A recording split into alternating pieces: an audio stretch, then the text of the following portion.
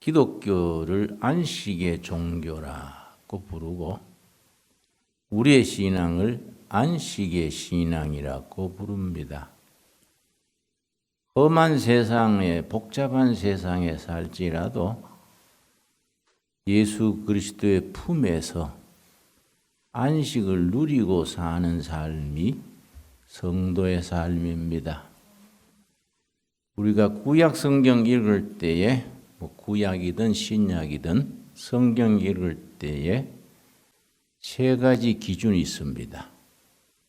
세 가지 기준을 마음에 염두에 두고 성경을 읽게 됩니다. 첫째는 성경 66권 중에 구약을 읽든 신약을 읽든 어느 부분을 읽든지 예수님 중심으로 읽는다. 그걸 복음적 이해라 그럽니다. 이반제리칼 언더스탠딩 혹은 구속사적 이해라고 부릅니다.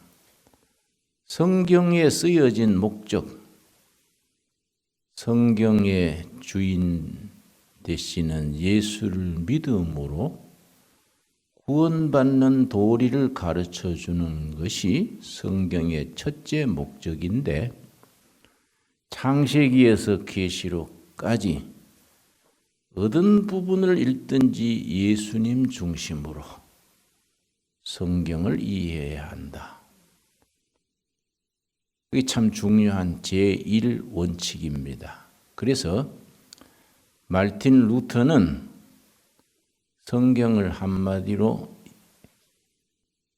해석하기를, 표현하기를 성경은 아기 예수가 누워있는 구유다. 아기 예수가 말오양간에서 말죽통 구유에 나셨지요. 성경은 아기 예수가 누워있는 구유다. 어디를 읽든지 예수님을 만날 수 있어야 한다. 첫째 원칙입니다.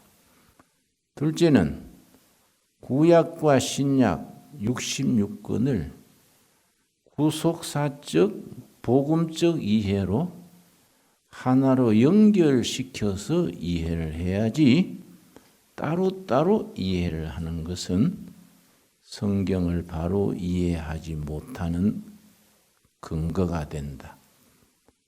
구약에서 신약을 찾을 수 있고 신약에서 구약을 우리가 이해할 수 있어야 합니다. 그래서 성서학에서는 구약 속에 신약이 계시되어 있고 신약 속에 구약이 성취되어 있다. 그렇게 표현합니다. 세 번째는 옛날에 쓰여진 성경 말씀이 오늘 우리에게 무슨 교훈을 주시느냐. 그게 세 번째 원칙입니다. 옛날에 쓰여진 성경이지만은 지금 우리 삶의 현장에 무슨 교훈, 무슨 답을 주시느냐.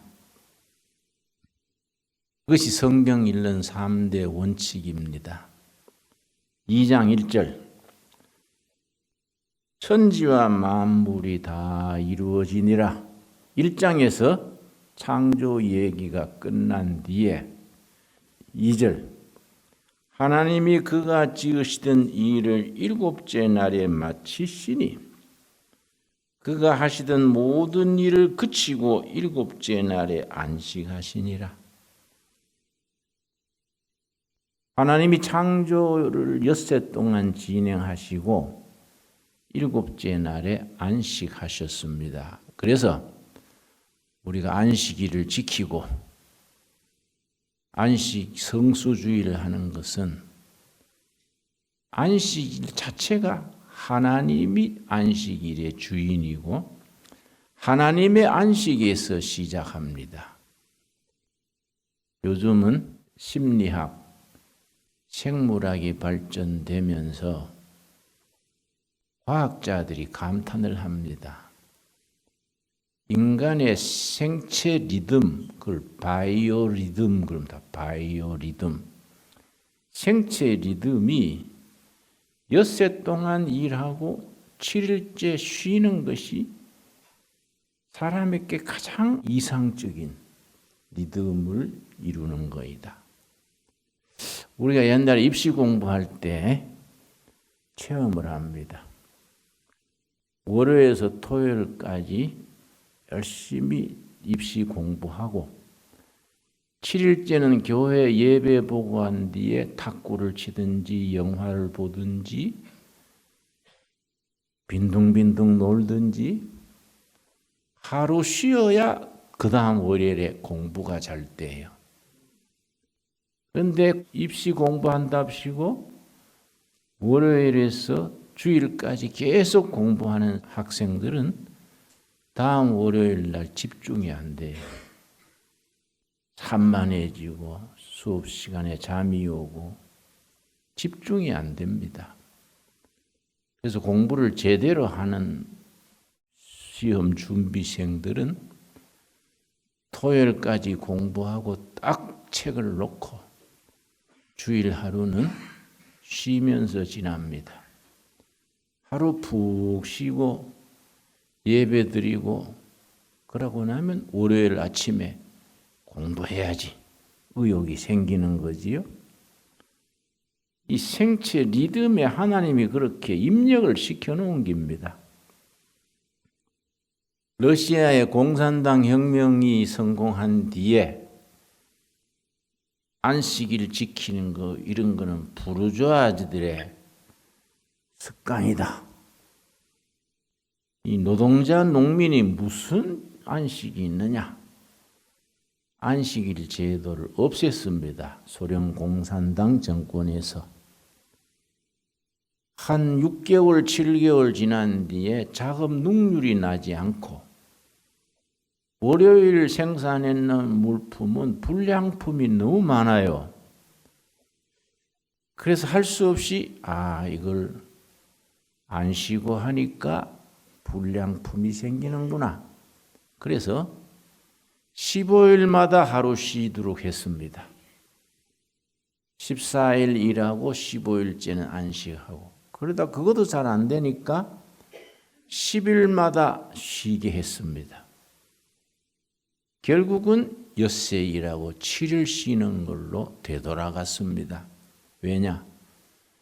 러시아는 본래 심리학이 발달해 있습니다. 파브로브의 조건 반사, 이 컨디셔널 리플렉스 이런 심리학 실험들이 러시아에서 진작 발전했습니다. 그래서 소련 공산당이 국가 운영에 심리학을 많이 이용을 했는데 안식일 문제에 해보니까 엿새 일하고 7일째는 쉬게 하는 것이 가장 인간 리듬에 생체 리듬에 적합하다. 그래서 7일 만에 쉬는 것이 그렇게 돌아갔습니다. 하나님의 안식입니다. 엿새 동안 힘써 일하고 7일째 안식하는 것. 3절 말씀 2장 3절 하나님이 그 7째 날을 복되게 하사 거룩하게 하셨으니 이는 하나님이 그 창조하시며 만드시던 모든 일을 마치시고 그날에 안식하셨음이니라. 7째 날에 안식하는 것을 하나님이 그 날에 복을 주신 겁니다. 그건 무슨 의미냐? 우리가 안식일을 지키는 것은 하나님이 그 날에 주신 축복에 참여하는 거지요. 그래서 이거는 성수주일 안식일을 잘 지키는 것은 그 날에 하나님이 주신 복을 누리는 기본이 됩니다. 4절 말씀 이것이 천지가 창조될 때 하늘과 땅의 내력이니 여호와 하나님이 땅과 하늘을 만드시던 날에 창조하는 이야기는 창세기 1장과 2장 첫 부분에 2번 나옵니다.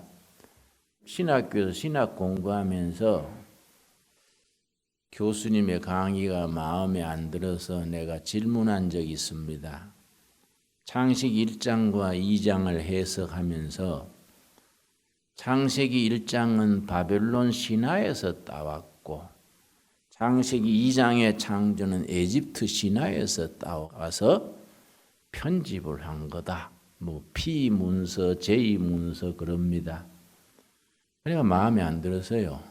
교수님, 뭔 성경을 그래 복잡하게 그렇게 공부를 하여. 내가 보니 그게 아니구만은. 자네는 뭐 어떻게 생각하는데? 창세기 1장은 천지 창조하신 순서대로 말씀한 거이고 창세기 2장은 사람 중심으로 설명했구만은 그렇게 이해하고 나야 성경이지 바벨론 신화, 애굽 신화 그래서 이 성경이 격화돼 가지고 삼국지나 홍길동전처럼 그래 되는 거 아니에요. 그거 배우려고 내가 신학교 온 건 아닙니다. 그랬더니 동기생들이 또 박수를 치더라고요. 김진호이 맞다. 그 내가 교수님한테 사과했죠. 내가 교수님을 어렵게 하는 게 아니고 내 생각이 그렇다는 겁니다. 그랬는데 이 서양 신학의 문제입니다. 서양은 문명 자체가 분석적입니다. 그걸 영어로 analyze, 분석. 동양 전통은 종합적입니다. synthesize. 동양은 자꾸 종합을 해가지고 전체로 보고 서양은 자꾸 분석을 해가지고 자꾸 분석하다 보니까 남는 게 없어요. 그래서 나는 이거 지금 또 창세기 1장의 천지 창조는 창조된 순서 첫째 날, 둘째 날, 일곱째 날에 안식하셨다. 창세기 2장의 창조 얘기는 5절 말씀, 2장 5절. 여호와 하나님이 땅에 비를 내리지 아니하셨고 땅을 갈 사람도 없었으므로 들에는 초목이 아직 없었고 밭에는 채소가 나지 아니하였으며 참 이 구절이 중요합니다. 그래서 성경을 깊이 있게 묵상해야 될 이유가 이런 구절인데 그렇구나 그냥 슬쩍 지나가지 말고 5절 다시 읽습니다. 여호와 하나님이 땅에 그 땅에 연필로 표를 합시다. 땅에. 여기 땅은 아다마입니다. 히브리 말로 아다마.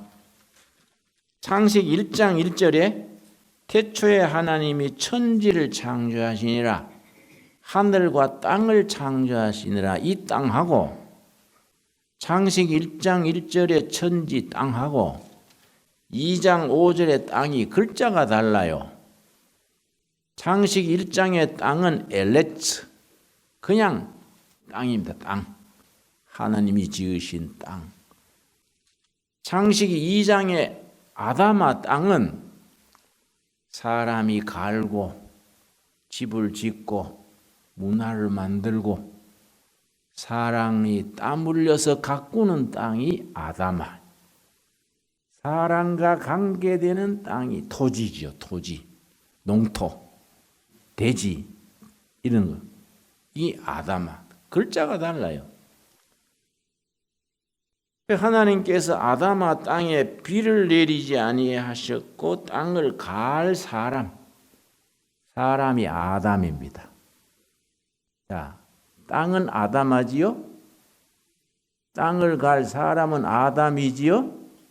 글자 하나가 달라요. 획 하나가. 아다마는 땅. 아다마로 만든 사람은 아담. 땅을 갈 사람이요. 아다마를 갈 사람이 아담인데 땅을 간다는 것이 영어로는 cultivate. 땅을 가는 거예요. 뭐 괭이로 갈든 트랙터로 갈든 땅을 가는 거예요. 가는 게 컬티베이터인데 거기서 컬처, 문화가 나왔어. 문화. 인류의 문화라는 것은 땅을 가는 데서부터 시작이 된 겁니다. 컬처. 그래서 하나님이 아담을 지으셔서 채소가 나기를 원하시는데 하나님이 초목과 채소를 직접 농사지은 게 아니에요. 가는 게 아니에요. 또 뭐 코끼리나 원숭이를 통해서 땅을 간 것도 아니에요. 사람, 아담을 통해서 땅을 가는 겁니다. 그런데 하나님이 땅에 초목과 채소가 나기를 원하지만은 갈 사람이 아직 없으니까 채소가 못 나서 사람을 통해서 땅을 갈아서 채소가 나게 하시는 겁니다. 그래서 땅 아담하고 여호와 하나님하고 여호와 하나님이 지으신 땅 아담아를 가는 사람, 그 채소가 나게 하는 사람 아담은 삼박자예요. 삼박자. 공동 운명체다 이거지요. 하나님과 땅과 사람은 서로 연결이 되어 있는 삼박자로 돌아가는 공동 운명체다. 셋 중에 하나가 없어도 안 되는 거예요. 하나님이 없으면 처음부터 안 되고 사람이 없으면 하나님이 원하는데 채소를 가꿀 수 없고 아담아 땅이 없으면 사람이 갈 만한 터전이 없는 거지요. 하나님과 땅과 사람은 공동육명체다. 삼위일체다. 이해가 갔습니까? 자, 5절 그래서 우리 소리내서 같이 한번 읽읍시다. 여호와 하나님이 땅에 비를 내리지 아니하셨고 땅을 갈 사람도 없었으므로 들에는 초목이 아직 없었고 밭에는 채소가 나지 아니하였으며. 이 말이 이해가 갔지요? 성경을 그렇게 깊이 읽으면 훨씬 이해가 깊어지지요. 성경은 그냥 소풀 뜯어먹듯이 대충 읽고 지나가면 안 된다. 구절 꼭 씹으면서 우리 영혼의 양식이 되게 해야지요. 자, 그러고 8절 이제 에덴 동산 얘기가 나옵니다. 여호와 하나님이 동방의 에덴에 동산을 창설하시고 그 지으신 사람을 거기 두시니라. 에덴 동산 얘기가 나오는데 15절 2장 15절 여호와 하나님이 그 사람을 이끌어 에덴 동산에 두어 그것을 뭡니까? 경작하며 지키게 하시고. 에덴 동산, 에덴이란 말 자체가 행복입니다. 행복, 기쁨, 행복이 에덴입니다. 에덴 동산은 행복 동산입니다. 하나님이 사람을 지으시고 창세기 1장 28절에 복을 주시고 복을 누리는 장소를 에덴 동산을 주신 겁니다. 행복 동산에서 하나님이 주신 복을 누리고 살아라. 그 복을 신학에서는 원복 그래. 원복, 오리지널 블레싱. 하나님이 지으실 때부터 주신 행복에 살아라고 우리 인간의 DNA 속에 입력시켜 놓은 복이 원복이야. 오리지널 블레싱. 근데 하나님은 행복에 살아라고 에덴 동산에 살게 했는데 우리가 왜 행복하지 못하고 우울증 걸리고 신경쇠약 걸리고 짜증나고 그러냐? 하나님의 행복하게 살아라고 입력시켜 놓은 그 DNA를 어기는 거예요. 잘못된 습관, 잘못된 생각, 잘못된 음식, 환경. 하나님의 행복에 살도록 해놓은 DNA를 잘못 사용하고 잘못된 생활을 하니까 이게 망가지는 거예요. 그래서 회개한다는 것은 하나님이 입력시켜 놓으신 원복으로 되돌아가는 거예요. 잘못된 습관, 잘못된 식사, 이 모든 것을 바꾸어서 원복으로 돌아가는 거이지요. 그 에덴 동산이 행복 동산을 사람이 갈고 지키게 했다. 가는 것을 컬티베이트, 지키는 것을 청지기. 하나님이 사람을 지으시고 복을 주시고 에덴 동산의 청지기로, 동산지기, 청지기로 세우신 거예요. 그걸 하나님이 우리한테 위임하신 거예요. 자, 우리한테 적용해서 생각하면 동두천 세목골 골짜기를 하나님이 갈고 지키게 하신 거예요. 이걸 잘 가꾸어서 나무 한 그루, 풀 한 포기, 꽃송이, 곤충 한 마리 잘 지키고 갈게 하신 거예요.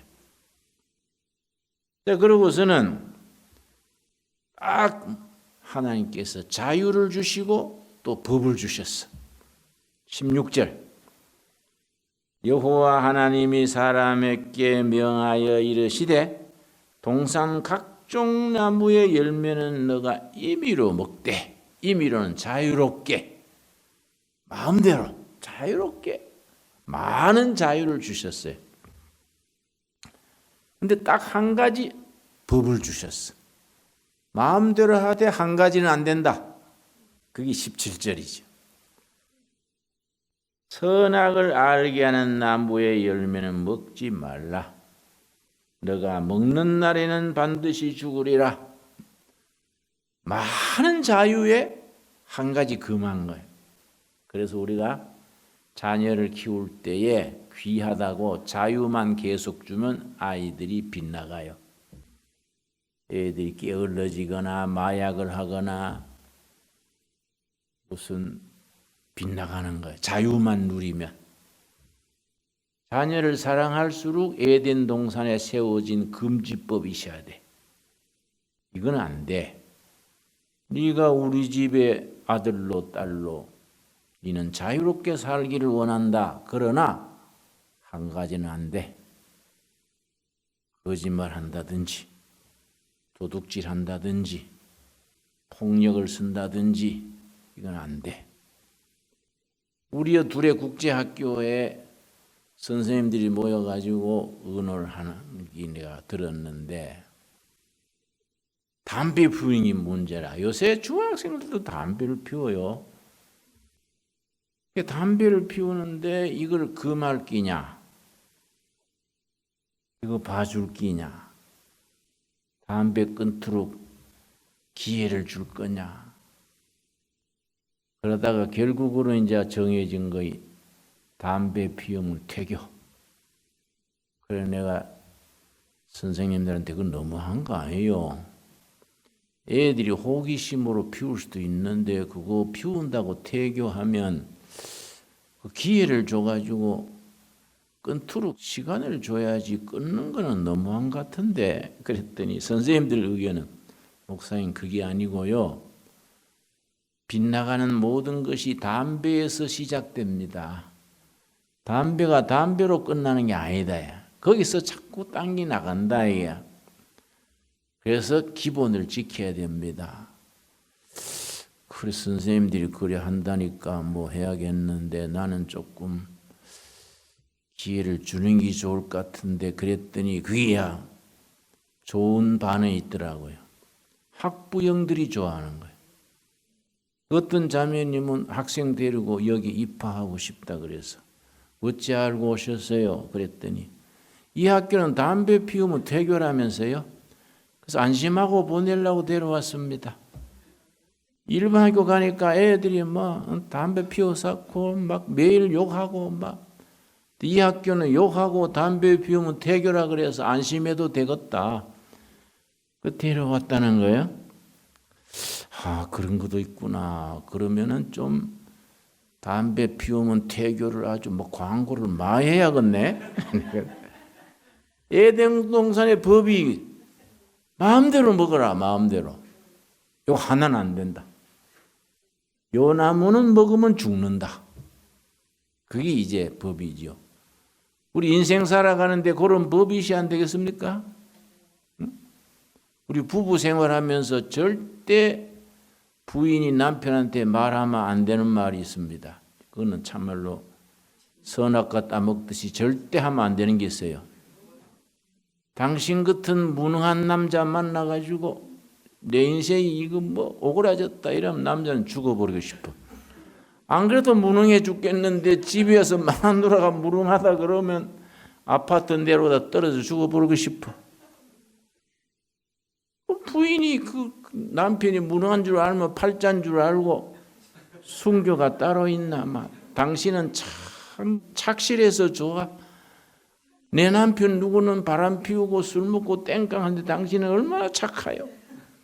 그래서 내가 당신을 고른 거예요. 할렐루야. 이러면 기가 살아나는 거예요. 내가 잘해봐야 되겠다. 또 남편이 부인한테 절대 하면 안 되는 게 있어. 당신 그 친정에서 배웠나? 그러면 갑자기 마누라가 아주 살무사 독사가 돼가지고 잘못하면 내가 잘못해. 친정은 왜 들먹거리요? 응? 부인들한테 친정 나쁘게 말하면 막 독사가 되는 거예요. 양이 갑자기 이리가 되는 거예요. 지켜야 될 게 있어. 지켜야 될 게. 이 우리가 세상 살아가면서 반드시 지켜야 될 게 있는 겁니다. 그리고 우리 둘의 교회도 꼭 지켜야 될 게 있는 거예요. 우리 교회는 굉장히 자유롭게 신앙생활하는 교회인데 절대 지켜야 될 게 있다. 김진홍 목사 나가라. 이건 절대 안 된다. 이건 에덴 동산의 선악과다. 이건 선악과.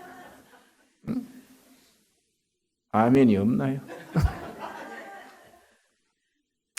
우리가 자유 속에서 지켜야 될 법, 가정에, 일터에, 교회에 있는 겁니다. 그래서 에덴 동산이 행복 동산으로서 행복을 누리려면은 자유가 있는 속에 지켜야 될 게 있는 거예요. 그걸 잘 국민들이, 가족들이, 교인들이 지켜나가는 것이 하나님이 주신 자유, 행복을 누릴 수 있게 되는 거이지요. 자, 그런데 18절 말씀. 여호와 하나님이 이르시되 사람이 혼자 사는 것이 좋지 아니하니 내가 그를 위하여 돕는 배풀을 지으리라 하시니라. 혼자 사는 것이, 처음에 아담은 남자가 아닙니다. 여러분 성경 오해하기 쉬워요. 아담은 남자고 하와는 여자가 아니에요. 아담이 사람이에요. 사람. 여자는 하와. 아담이 사람인데 혼자 뒀더니 이게 안 좋은 거야. 혼자 사는 것이 좋지 아니하니, 이 성경 원문은 악질적으로 보인다. 영어 단어는 바이서스. 혼자 사는 것이 아주 안 좋은 거예요. 하나님 보시기에.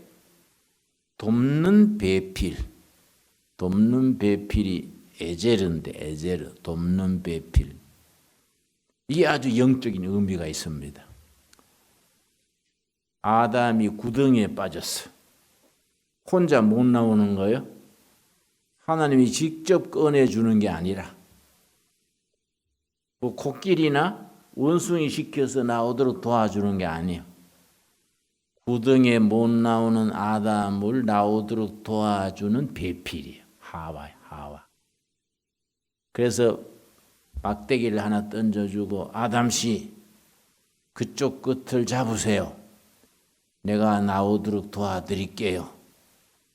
그래서 밑에서 잡고 위에서 당겨주는 이 배필이에요. 돕는 배필이에요. 부부가 뭐 빨래하고 밥하고 이게 아니다. 그거는 뭐 파출부 하나 데리면 간단하지 않습니까? 근데 부부가 왜 소중하냐? 구원 막대기를 함께 붙잡고 이루어 나가는 구원 역사의 현장이다. 이거예요. 구덩이에 아내가 빠졌을 때, 남편이 빠졌을 때 서로 막대기를 가지고 서로 붙들고 구원 역사를 이루어가는 것이 부부다. 이게 부부가 소중한 거예요. 지금 그 얘기입니다. 사람이 혼자 있는 것이 바이서스, 악하게 보이는지라 돕는 배필 에제르를 여자를 보내주셨다 이게. 그래서 우리가 부부들이 같이 구원 역사를 이루어 나가는 구원의 사역의 배필이 될 수 있기 바랍니다. 자, 19절. 여호와 하나님이 흙으로 각종 들짐승과 공중의 각종 새를 지으시고 아담이 무엇이라고 부르나 보시려고 그것들을 그에게 이끌어 가시니 아담이 각 생물을 부르는 것이 곧 그의 이름이 되었더라. 하나님이 사람에게 각 생물, 동물 모든 것에 이름 짓는 권한을 주셨어. 장명. 사람이 이름을 붙여주니까 존재 가치가 되는 거예요. 하나님이 직접 이름 지은 게 아니에요. 그 청지기인 사람이 이거는 감나무, 이거는 배나무, 이거는 무슨 풀 이름을 다 이거는 개구리, 이거는 뱀, 사람이 이름을 붙여주는. 이름 붙여주는 게 굉장히 이거는 고유한 권한이고 축복이지요. 그 자식을 놓으면은 부부가 의논해서 이름을 짓잖아요. 하나님이 사람에게 이름을 짓는 권한, 기회를 주신 거예요. 이런 것들이 다 뜻이 있습니다. 24절. 이러므로 남자가 부모를 떠나 그의 아내와 합하여 둘이 한 몸이 이룰지로다. 둘이 합하여. 사람과 여자가 합하여 둘이 한 몸이에요. 합하여 이걸 영어로 유니온, 연합하여. 둘이 연합하여 한 몸이 됐다 하는데 성경에 이 유니온, 연합했다는 말이 3번 나옵니다. 3가지 경우에. 굉장히 중요한 단어예요. 둘이 유니온해서 한 몸이 됐어요. 그래서 성경적으로 말하면은 가장 가까운 인간관계는 누구겠습니까? 동양 유학에서는 부모 자식이요. 동양에서는. 성경에서는 누구겠습니까? 가장 가까운 사이가 부부요. 왜냐? 둘이면서 한 몸이요. 동양에서는 삼국지 읽어보면은 아내를 희생시키고 부모 공양하는 게 있어. 이거는 성경적으로는 아닌 거지. 둘이 한 몸이 돼서 부모를 섬기는 거이죠. 둘이가 연합해서 성경에 3번 나오는데 남자가 여자가 유니온해서 한 몸이 되는 거. 둘째, 신약에 가서 갈라디아서에 그리스도와 유니온돼서 거듭난 사람 되는 거. 예수를 믿고 예수와 하나 돼서 본어게인 크리스찬이 되는 거. 셋째, 시편 133편에 하나님을 믿는 성도와 성도가 연합, 유니온해서 거룩한 공동체를 이루는 거. 이 교회지요, 교회. 이해 갔습니까? 그래서 이런 말씀이 단순한 말이 아닙니다. 자, 24절을 다시 한번 같이 읽겠습니다. 같이 읽읍시다. 이러므로 남자가 부모를 떠나 그의 아내와 합하여 둘이 한 몸을 이룰지로다. 합하여 이해하셨지요? 합하여, 유니온, 위드, 합하여. 성경에는 3가지 경우에 3번 나온다. 창세기 2장에 남자와 여자가 합하여 부부가 된다. 유니온. 신약에 가서 예수님과 우리가 연합하여 하나님의 자녀가 된다. 거듭난 성도. 시편 133편에 형제와 형제가 하나님을 모시고 연합하여 거룩한 공동체를 이룬다. 그게 뭐라고요? 에크레시아, 교회요, 교회. 성도들이 서로 하나님 안에서 연합하는 거예요. 거룩한 공동체가 되는 겁니다. 이게 이제 창세기 2장에 대한 우리가 이해를 우리가 듬성듬성 읽었습니다. 이 부부가 소중한 거의 포항 쪽에 우리 교단의 선배 목사님이 있었는데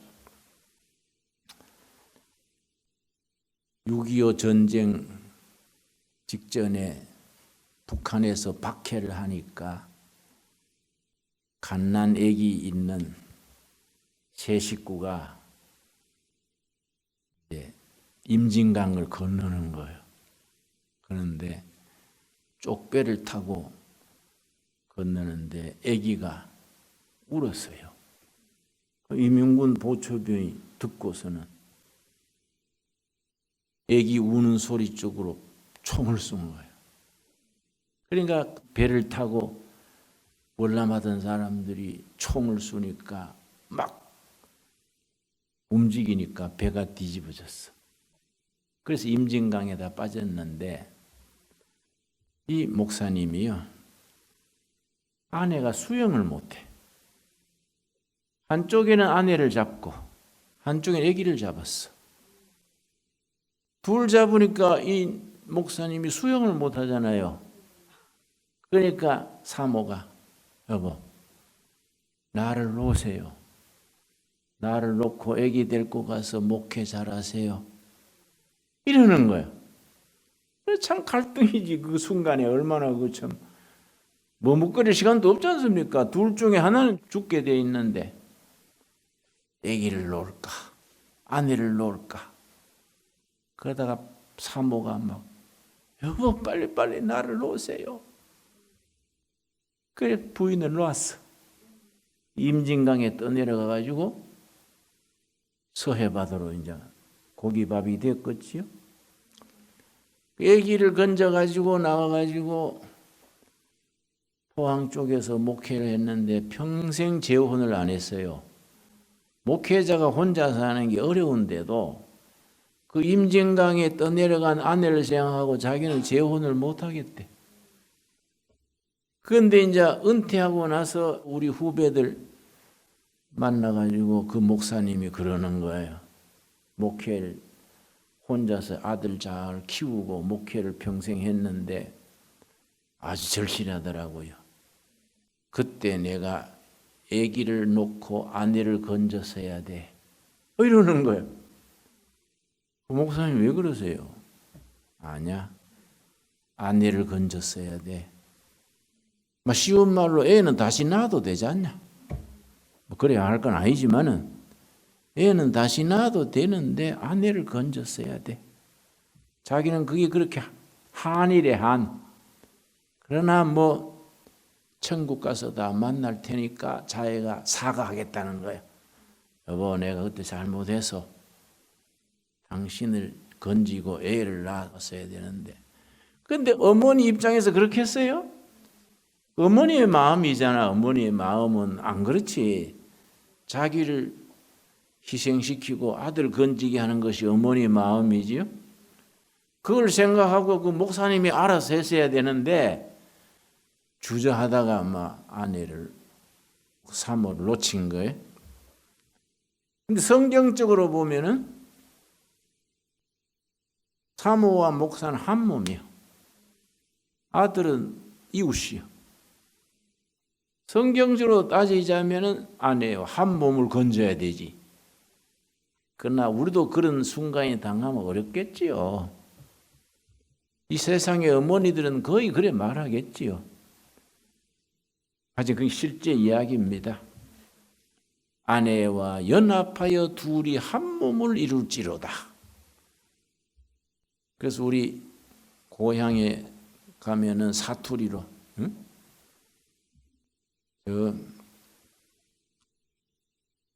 이방 저방 다녀도 서방이 제일이다. 그러면 또 남편이 이 집 저 집 다녀도 기집이 제일이다. 서로 쳐다보고 그러는 거예요. 입 쳐다보고. 말이 되지요? 이방 저방 다녀도 서방이 제일이다.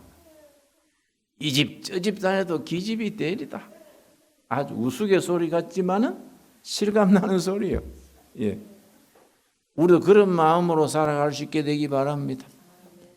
그리고 서방이 없는 사람들 얼른 하나 구하세요. 주례는 내가 항상 할 수 있으니까. 주례는 무료 봉사. 항상 대기하고 있으니까. 실감 납니까? 힘내세요. 힘냅시다. 예, 기도하겠습니다. 하나님 감사합니다. 오늘 수요일 창세기 2장 말씀을 읽으며 은혜를 나누었습니다. 에덴 동산의 행복을 누리는 우리 가정, 우리 부부, 우리 교회 되게 하여 주시옵소서. 아내와 남편이 유니온 합하여 한 몸이 되고 예수님과 합하여 거듭난 성도가 되고 성도와 성도가 합하여 거룩한 교회를 이루는 이 신령한 일에 우리가 날로 진보를 이루게 하옵소서. 예수님 이름 받들어 기도드렸사옵나이다. 아멘.